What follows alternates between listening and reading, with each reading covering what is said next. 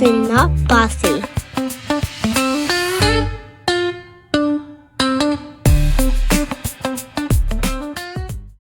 Welcome in, everybody. Today I am giddy. We have Dr. Robbins. He is a plastic surgeon, award-winning plastic surgeon based in Nashville. And you guys have to check out his social media after this interview because he is I'm just meeting you now, Dr. Robbins, but I find you to be just fun, relatable, interesting, and I feel like I just want to know you so much better. So thank you for coming on. It's my pleasure. After that introduction, I hope I don't disappoint. No, not at all. Okay, Dr. Robbins, I have so many questions for you because I want to start off by saying I'm from LA and I grew up in like an industry family, and my mom was obsessed with plastic surgery. She didn't get a lot of it done, but we'd always go to parties and there would be women that were like dripping in diamonds and just like the rich of the rich. And they would always talk about surgeons and then they would have like their faces done. And she'd be like, oh, I don't like that neck. Oh, I don't like that. Oh, I got a boob guy for you. So as a little kid, Dr. Robbins, I was literally like 5 years old on with my mom taking me to plastic surgeons' offices.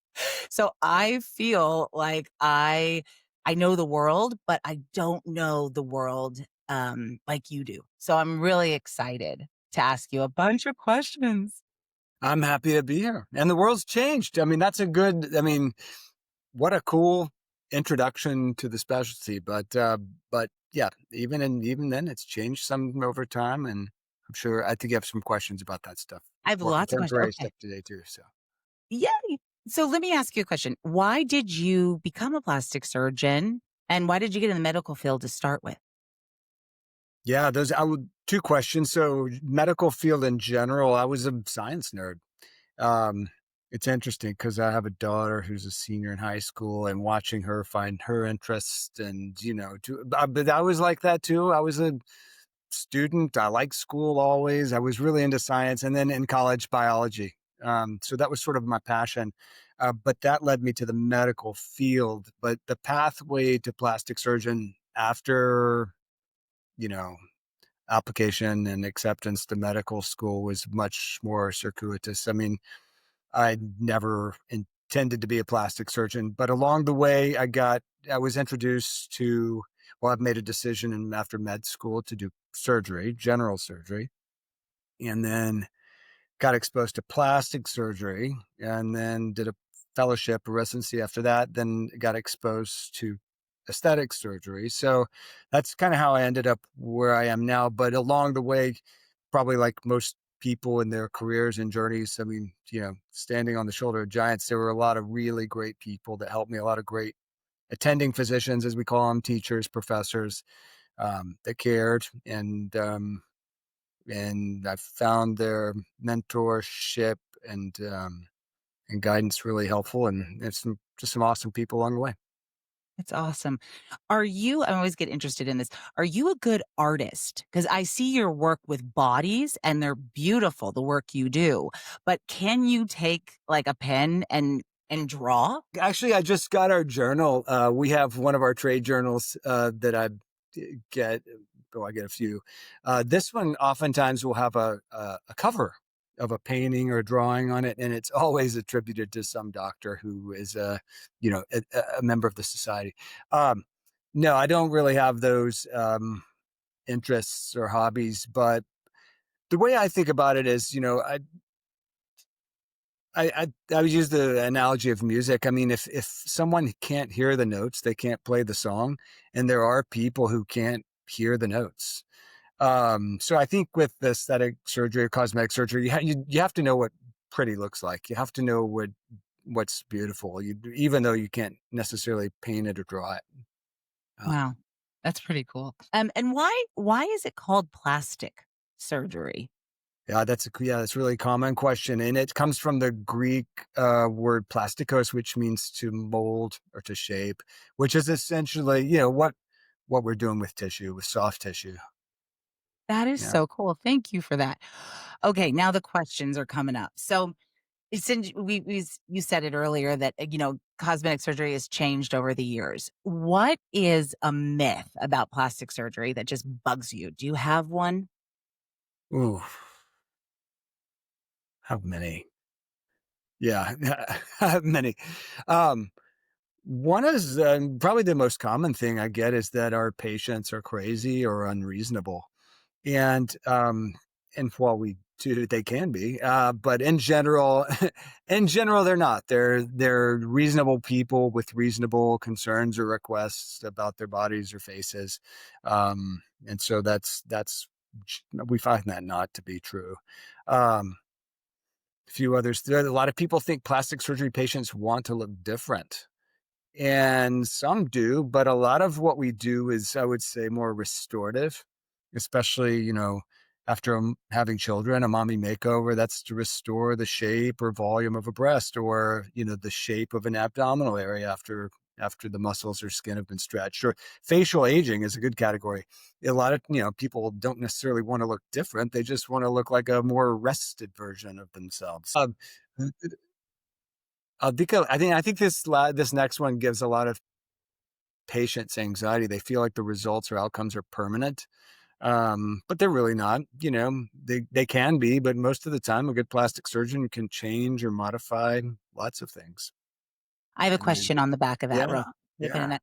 So I grew up with Michael Jackson. My dad would train Michael Jackson coming to the house, right? And so we met him, going back to plastic surgeons, we met him through his plastic surgeon. In my opinion, his plastic surgeon should have stopped.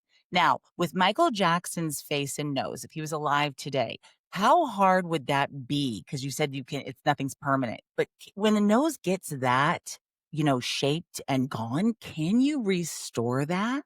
yes. It won't Oh, look as good as the original nose, but yes, and nasal reconstruction is a whole thing. There are people who specialize in it. So some people lose their noses. Wow, I've seen the last one I saw was, I think, it was a bite. That's kind of weird, but yeah, people lose noses in trauma, um, or from cancer, not uncommonly. And so I think essentially the pictures, I don't know a lot about Mike's situation. Um, from what I understand, sort of at the end, he didn't have much of a nose left. But yeah, there are techniques to reconstruct or rebuild a nose. It's not a one stage procedure, um, and I could tell you more, but it's not my specialty either. But yeah, it can be done. okay. And then, okay, going back. So we did the miss. I know you probably have more, but put a pin in that. And then what is the weirdest, like a Michael Jackson, like what is the weirdest request you have ever gotten? I bet you hear it all. The weirdest, I don't think I can answer that question because I think it would betray the confidence of people. But it would make some really good stories. I don't know. I should probably write them down when I'm gone and the patients are all gone. Maybe somebody would have a good story to tell. Yeah, there you but go. but no, I think we have to maintain confidentiality, and I've been asked to do some really strange things. Some of them are very interesting, and some of them I've done. To be sure, but probably not things I should talk about. I like that. Keeping confidentiality. I like that, Dr. Robbins, says the Some of character them are in you. so weird, they've gotta be one of a kind, like that person, if they heard this podcast, they would know. Yeah, it gets me. Okay, I love all of these questions. Thank you. This is so fun. And also, I just have to say, I've met a lot of surgeons, and I just think it's important. That's why when I saw your Instagram, you're so relatable. You seem like you just have great bedside manner. You just seem like, because some doctors, I'm like, I don't want that person to get near me, let alone touch me. So you just seem like a guy that, is just quality. So I just want to put that out there for you. You're kind, you're very kind, Shauna, thank you. No, I really mean it. I've met a lot of people in my life, believe me. So, no, but I also with doing this episode, I want people because a lot of people, there's a lot of myths, there's a lot of stigmas, there's a lot of surgeons out there that I've met personally that are like, oh, you need to get this, this, and this done, make people feel not great about themselves. But it seems like you don't want to change who a person is. Okay. This is the one. So I look at faces all the time. I look at bodies. What is a procedure? Because I feel like what you do is kind of like the Olympics when you look at somebody like doing the triple axel and you're like, oh, that looks easy. Like, what is a procedure that you do that looks easy but is really complicated? Probably the most common thing that fits that description is probably one of the most common things we do, just breast augmentation. I mean, it is super common. I think, like a lot of things that are common, when it's fairly easy to do the procedure, you find a lot of people outside of the label plastic surgeon doing it, right? There are a lot of non-plastic surgeons putting in breast implants. But good breast augmentation is so nuanced, so complicated. But I think anybody can stuff an implant. That's not hard. Dr. Robbins, It's that's really hard legal? to make pretty boobs. That's And legal? Like any doctor can do that's something new. Any doctor can do a boob job? the language on that is really pretty vague, and a lot of people take advantage of it. But yeah, we've got general surgeons here doing breast augmentation. There are ear, nose, and throat doctors or otolaryngologists doing breast augmentation. Probably it's the same in California. I think it's the same. Yeah. That Yeah. sounds So just because you can stuff an implant doesn't mean you can make pretty boobs, or that you're even skilled or have a good understanding of breast aesthetics. And super breast augmentation is super nuanced. And not only is it just a matter, like a lot of what I do is a matter of taking a person's anatomy and matching it to my skill set to get the outcomes.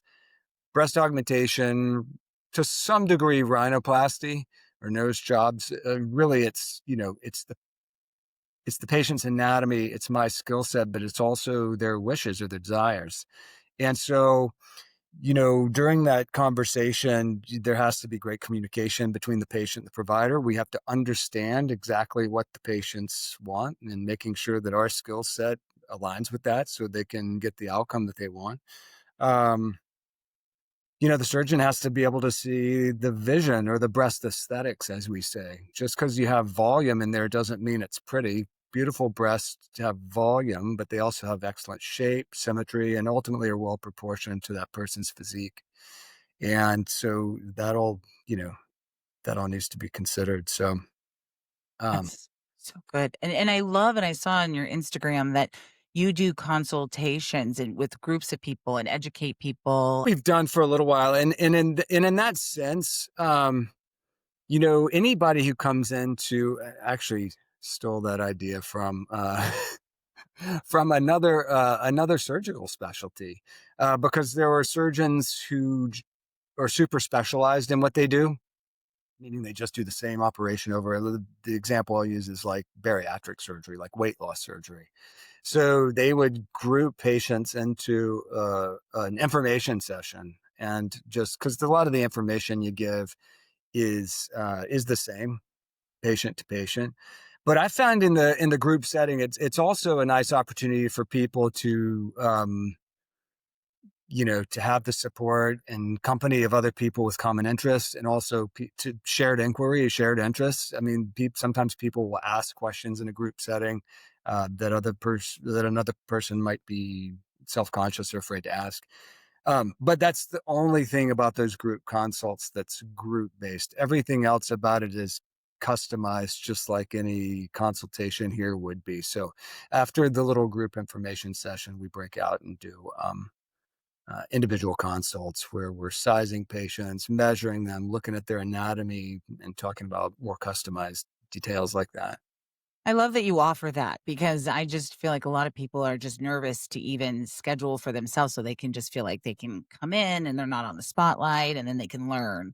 I love that. That's a Yeah, it really works. It works for some people and some personality types, and others not so much. I mean, by far the vast majority of patients, we still want an individual consultation, which is fine. yeah, being Yeah. private. Yeah. Okay, here we go. Which era had the worst beauty trends surgery-wise? 90s, 2000 now? Like, I'm looking at some of these girls now, I'm like, "What just happened?" Talk Can, to me. can I give you the Harvard answer? What do you think? Well, let's go through the decades. You want Okay, what do you let's do think of the 80s? 80s. I feel like there was a number 1, number 2, and number 3 no's. I feel like everybody Oh, kind of had it. Am the I ski wrong? jump, the overly reduced ski jump. Yeah, Yes. Oh, I was like, I "Oh think my." the same. Yeah, 80s. Yep. 80s, okay, 80, but then now, Dr. Robbins, I'm looking at girls, like, that just they look older, like, they've had so much stuff done, and I'm like, "You're Yeah. 40 and you're 20." Yeah, I have some thoughts about that. But what do you think about the 90s? I mean, how I can't ask your age. This That's so yes, weird. you can. But I'm 44, I'm gonna be 45. okay. You 81 day. remember the 80s. You remember okay, how far back can we go? I was Um, there, okay. Yeah. what do you associate with the 90s? I don't know, I felt like more grunge, I felt like Alanis Morissette, I felt like this I just thought thin, chic, fit, like, very, like, Kate not as Moss? Kate Moss, nothing tastes as good as skinny feels or whatever she said, but I just felt more like the grunge, less like 80s makeup. I don't know, maybe I'm wrong. But there were Baywatch boobs. I mean, there were like No. breast dog volumes were off the chain in the 90s. They were big. They were big. You're right, the high profile. See, another thing about me is I grew up at the Playboy Mansion. So I was used to all of these naked women and like, my dad's a bodybuilder. So the aesthetics of like bodybuilding and a Speedo and the naked women are it was just normal for me. So I would be like, oh, that's a great lat. Those are great calves. Oh, that's a great high profile boob job. Like, and I'm like 14 years old. People are like, what is True this? connoisseur, What? I know. And I'm like, that's why I haven't done too much to me yet. Cause I'm like, aficionado. vision- No, so I don't know. I think those same things. Like the 90s, I think of big boobs. I think of early aughts as like I might say that would be my favorite. I think of teens as being like Brazilian butt, and especially like South Central America, like a lot of big butts. I'm just generalizing. I mean, I'm just like making associations, and not that it's necessarily true, but I mean, no, when we think about contemporary trends, I think you're exactly right. I see some really advanced facial aging, especially where people are are losing massive amounts of weight. I mean, the semaglutides and the GLP-1s have really helped put massive weight loss into a lot of people's. They've made it very achievable for a lot of people, but we're seeing the facial aging, the advanced facial aging, and then the flip side of that, I think people are compensating for that volume loss sometimes with just too much filler. I would say the early 2000s. I don't know. or the I like worst. You're no the best. the best. Okay. Love it. I love it. I just can't think of a like an early 2000s trend that I was like, ooh, that was awful. You know? Yeah. No, I feel like it was like J-Lo, natural, like, I don't know, whatever. Yeah, Yeah, like, the Bobber went too big. It's fine. that was real butt. Oh my god. Yeah. Yeah, real good. Okay. Okay, now what about bougie or over the top plastic surgery trend right now?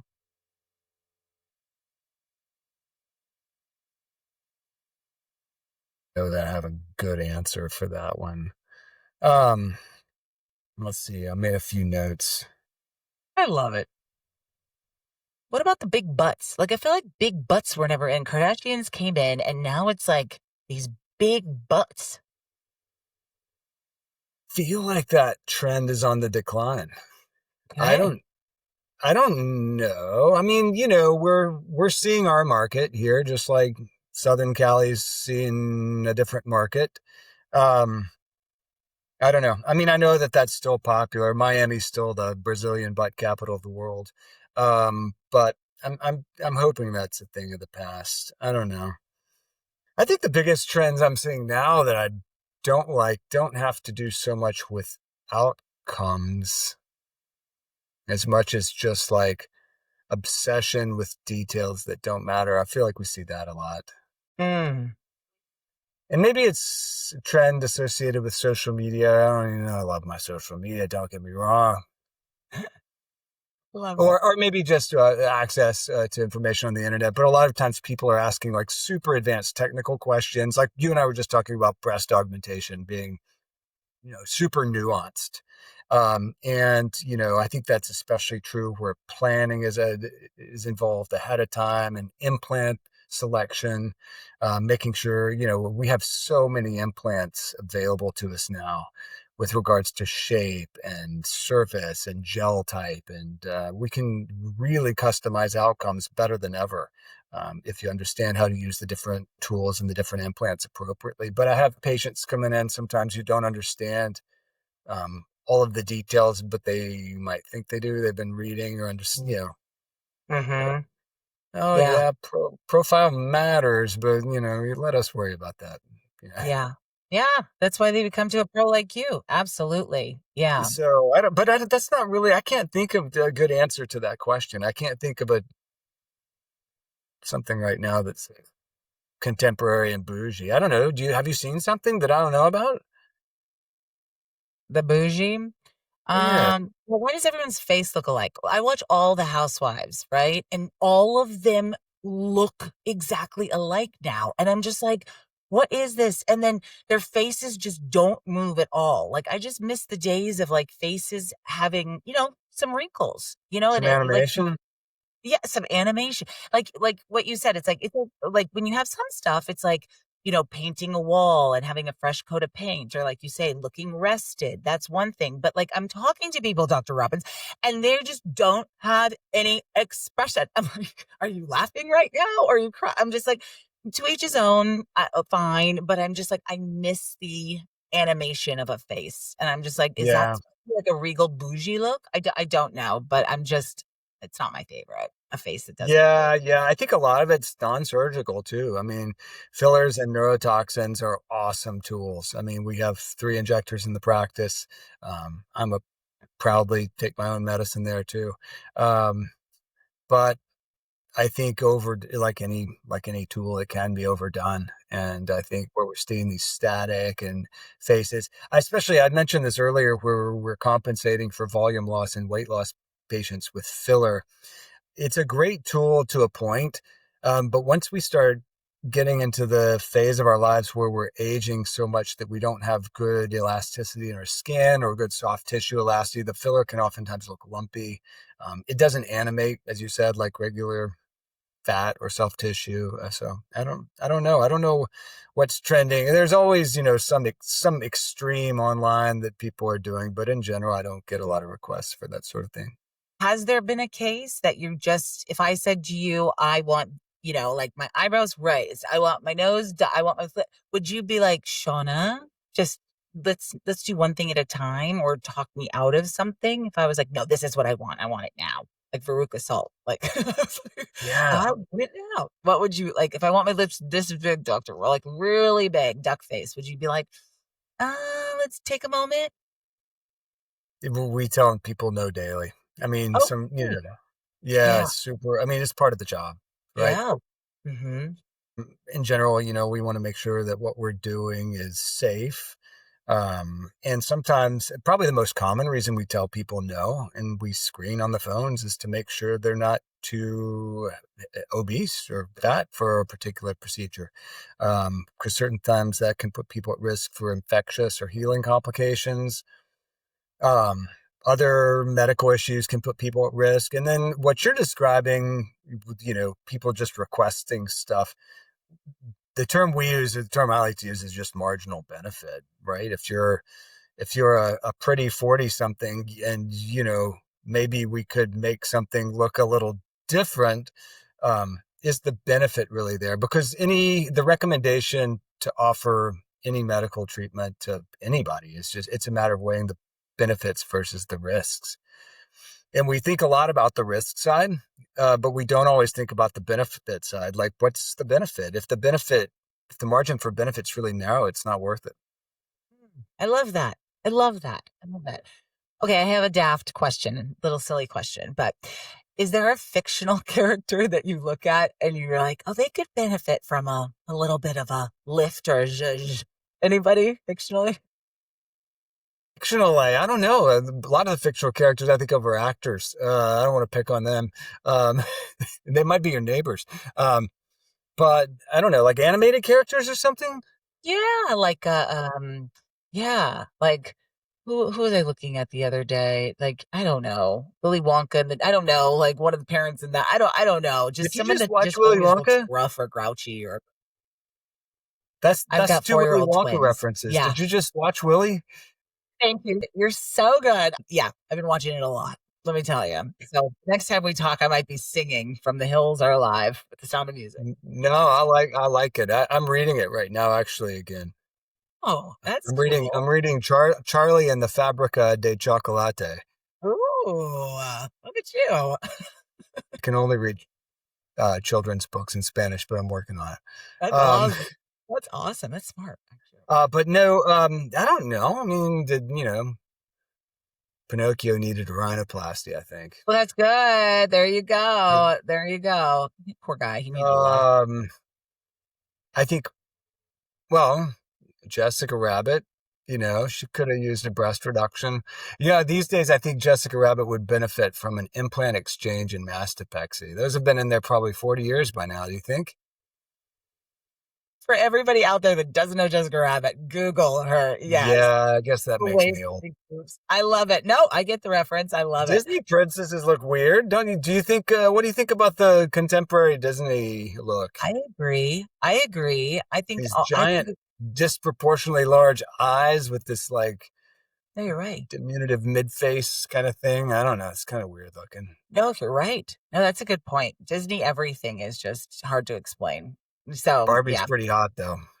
How many surgeries would it take for Barbie to look like that, I'm though? just kidding. But how many would it take? Like, how many would that take? To look Like, like Barbie? yeah. I was like, I want to look Oh, like Barbie. I don't know. I don't know. She's a little, she's poorly proportioned, I guess. I don't know. You'd fall over, yeah.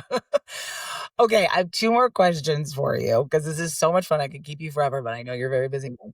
Okay, so if I were to become an undercover spy and I didn't want to look like me, what would you do first to my face to change it? Hair and makeup, cheap and easy. Really? You Go wouldn't do in, my nose? Or like go into a bathroom and cut your hair off in the bath in the sink and dye your hair. I think I've seen that in a lot of movies. La Femme Nikita? La Femme Nikita? Yeah, okay. I'll go do. Okay, so you're telling me I could just get a 9.99 box of dye and some scissors, and I I don't. would if you should glue a mustache right here. Oh, good point. Okay, I'll start. No, I don't know. I think it depends on the person. For you specifically, I don't know. I mean, how could we make you look different? Probably, yeah, we could do some weird things to you, kind of make you. I need more specific order. You want to look more masculine. You want to more this or that. I don't know. What do you want? I'll get back to you on that. But yeah, that's interesting. I guess what kind of situation I'm in, because I'm always like, oh, I had to change, or people want to change their identity all the time. How do they get away? Nobody can get away with murder anymore. That's a good thing. Do you But fantasize about this? Is this like a I watch a living lot off of the grid? murder. I watch a lot of murder, Dr. Robin. Don't judge, but I'll watch a lot. And I'm like, how do they get away with it? How do they hide for so long? Like, what is happening? Yeah. No, no, I went to school to be an actor, so I kind of know those roles of like being a different person, but no, wouldn't want to change it. But no, you're funny though. Okay, wait, last one, last one. What is something you never want someone to say after a procedure with you?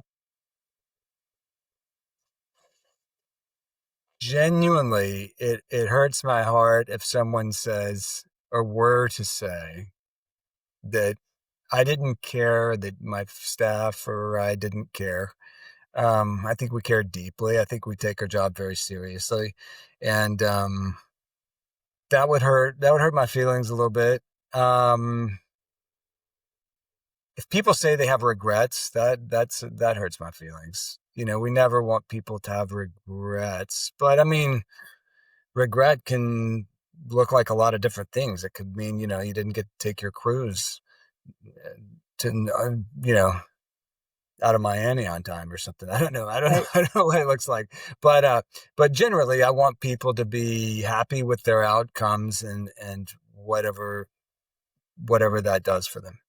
Well, I love that. And again, I'm going to put your social media handles on this podcast because your staff is amazing. Like, they just look like they really do care, and you guys are fun, and it just seems like an office that's so approachable, and you just seem like a great guy and surgeon. So, I wanna thank you for talking to me because there's a lot of people I talk to where I'm just like, and now I'm like with you, I just geeked out, and I think everything you said was just so spot on, and when I come to Nashville, Imma come see you. May give you a hug, may not wanna be, maybe I'll find out if I wanna be more masculine or do something with my spy feel and look later on. Maybe I'll stay the same. I don't know.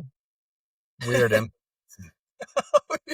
Like total facial tattoos, Shauna, that would be a good look. there you go. Perfect. Okay. I'd love it if you come to Nashville. I'd love to see you. You've been entertaining, charming, and lovely. All the above. Enjoyed hanging out with you. Good. Well, I'm sure people are going to have a lot of questions. So if I get lots of questions, I would love to talk to you again because I learned a lot Send today. us a So, list. thanks, Dr. Robbins. Well, thank you for everything. I'll put all the information on and we'll talk soon. Appreciate Sounds you. great. It's been a Okay. pleasure, Shauna. Thanks. Thanks. Bye.